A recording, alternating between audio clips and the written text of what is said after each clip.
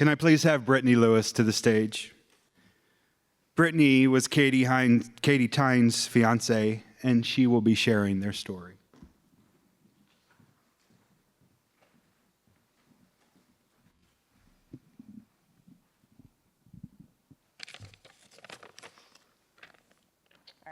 Good afternoon. My name is Brittany Lewis Feldman, and I am the surviving fiance of Newport News Police Department's Officer Katherine Thyne. Katie was tragically killed in the line of duty on January 23rd, 2020 at the age of 24. Before telling Katie's story, I'd like to take the time to thank Scott for the opportunity to honor Katie this week and to speak on her behalf. Katie began her career with the Newport News Police Department in November 2018. She had a determined mindset to succeed and help others in whatever way necessary. She previously served in the United States Navy for 5 years, active duty, before becoming a Navy reservist. She wanted to make a difference in people's lives and be that positive change in the world.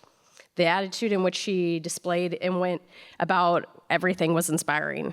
Her smile would light up an entire room. This feature alone is what drew my attention to Katie the first time I saw her. In a room full of people, she stood out.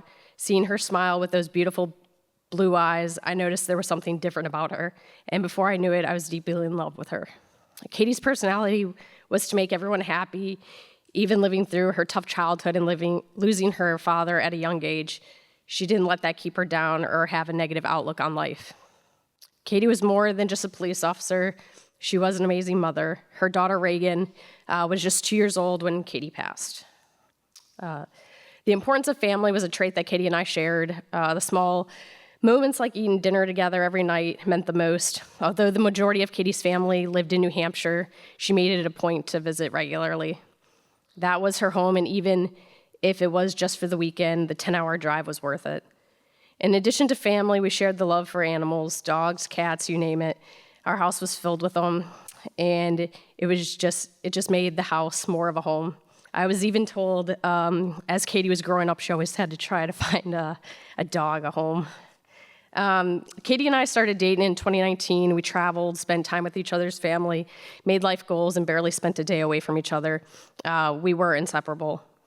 We were starting to build a house that we could call ours, making future plans and getting engaged January 16th, 2020, and living a life to its fullest side by side. But all that would come to a sudden halt by the evening of January 23rd, 2020. January 23rd, 2020 was a day that began just like any other day, a perfect one because I got to wake up next to the person I loved most in the world. Little did I know it would end and forever be the worst day of my life. I spoke to Katie and got to see her before her shift that afternoon. Katie was assigned to the second shift in the downtown part of the city of Newport News. While we were at headquarters, which is where I worked at the time, that afternoon I was able to walk her to her car, not knowing that would be the last time I would ever see her, our last in-person conversation, or our last kiss.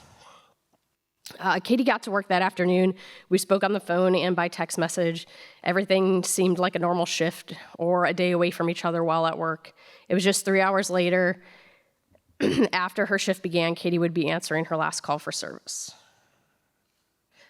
Just prior to 7 p.m., my world changed forever.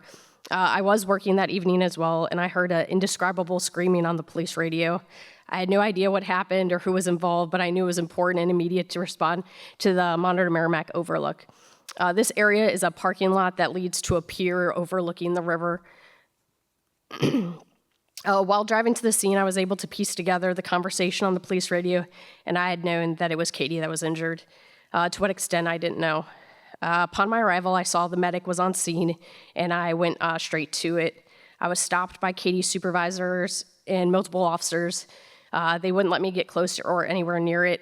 What was hard to comprehend that night as to why they reacted that way is now understandable, and I'm thankful because of the condition of what her body was in. They were protecting me from the traumatic images that I would see and the conditions of her body. Katie's last call for service was initially not even meant for her. 2 other officers were dispatched, but Katie being Katie, she wanted to learn and be proactive. She volunteered to take the call for one of the officers. Katie was the second on scene to a narcotics investigation with 2 individuals parked in the parking lot of that Monmouth-Merrimack overlook.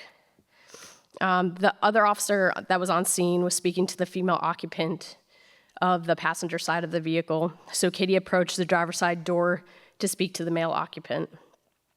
During the short encounter, Katie and her partner were trying to detain both the occupants due to a positive confirmation of narcotics usage. The female occupant complied with no issues, but the driver, however, was not cooperative. The vehicle was off and the male had the keys in his hands. Katie and her partner asked repeatedly for the male to exit the vehicle and give them the keys to the vehicle. After multiple attempts, the male still tried to stall and was able to get the vehicle started and abruptly accelerated the vehicle. Katie at that time became trapped inside the door frame for 8 seconds before the male crashed his vehicle into the tree about a block away. The damages to the vehicle from the collision with the tree were approximately a foot from where Katie was stuck on the car. The damages were so significant it caused fatal injuries to Katie. Katie was lying on the ground as the male continued to drive the vehicle, crashed it again into a small retaining wall, and finally fled on foot. No sort of first aid was provided by the male occupant, just fleeing from the scene. Medics worked on Katie and transported her to a level 1 trauma center. Even with the life-saving measures, Katie was unable to gain consciousness and passed away about an hour after the incident happened. It took almost a week before I was able to see her body at the funeral home. The male driver was arrested that night and taken to jail, where he will continue to remain for the next 50-plus years. He was tried in federal court with guilty convictions of marijuana possession and firearm by felon, and in the Virginia State Court for second-degree murder and hit and run, so he was guilty on all charges. Katie's life mattered, and her story continues to be told, so her memory will always live on.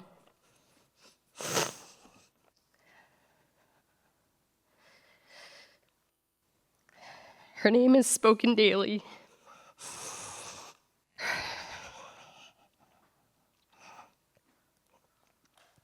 Her friends, family, and I miss her tremendously. I was once told that time heals all wounds. That's not necessarily true.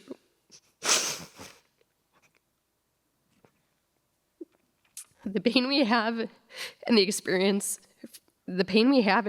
will never go away, ever. It's over time we just learn how to process and deal with the pain. Everyone handles grief and trauma in their own way, and no one can tell you when or how to move on. Just in the dark and hard times, just remember, we all have our angels looking down and protecting us. Thank you.